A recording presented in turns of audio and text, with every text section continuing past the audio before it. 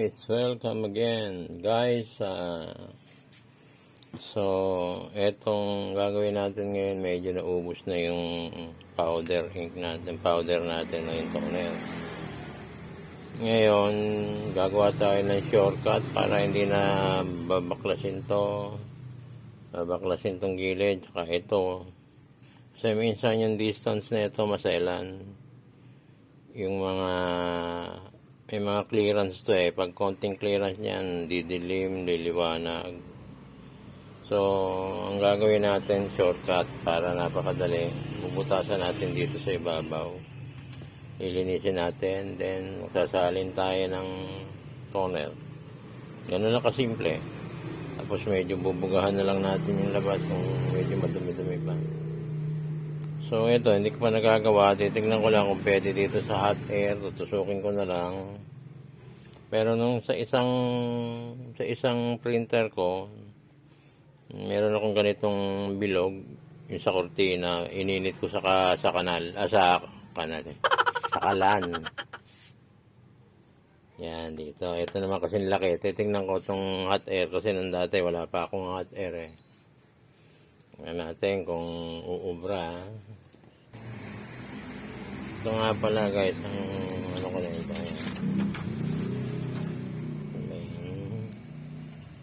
Ito yung mapusyaw na yung yellow, tsaka ano yun, yan, wala na.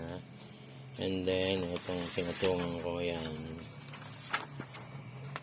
Itong ano na ito, sa PhilHealth to, ang kulay na ito, kulay green naging asul na yun. Medyo pag pinresent mo sabihin peki na naging asul So ito, pag nagtetest naman ako, tinitingnan ko yung mga kulay na kulang. Itong pattern nito ang piniprint ko. So makikita mo yung berde tsaka dilaw, kulang, press na kulang. So, yan natin siya. Kung hindi, babalik ako sa kalan. Hindi sa kanal pala, kalan. Tingnan nga muna natin sa papel kung uubra siya. Hindi naman uubra.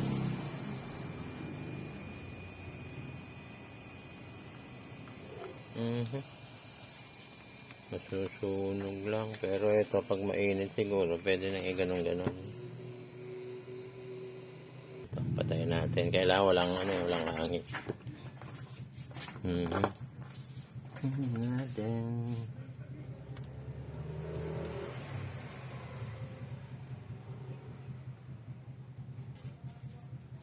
Yan na hindi naman agad. Yun.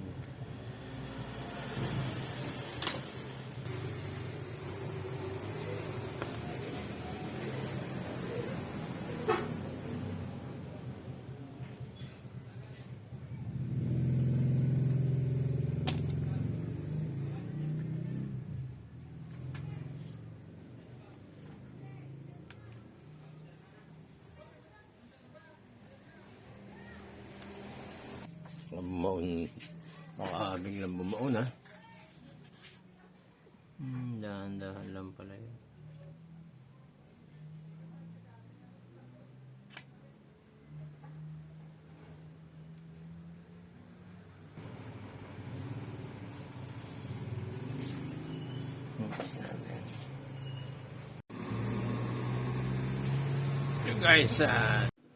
So guys, print na natin, tingnan natin. Print tayo ng test pattern. Rekta na kaagad, print na. Check. Dito tayo sa maliit masyadong kalakihan. Sa tinta. Check. Naka-HP, lagay natin sa ay mali. HP rin yan. Where's my brother? Ito ang aking printer. Yan. Sige, print. Tingnan natin kung magandang kulay. Tingnan natin dito kung nalabas ito. Okay na yung kulay niya. Medyo inahawakan ko malikot.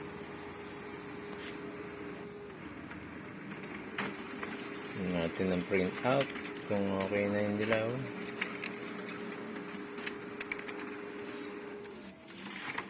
Yes! Kaya medyo konti mapusyo pa. Kakalibrate na lang pero pwede na. Aalog-alog ko na.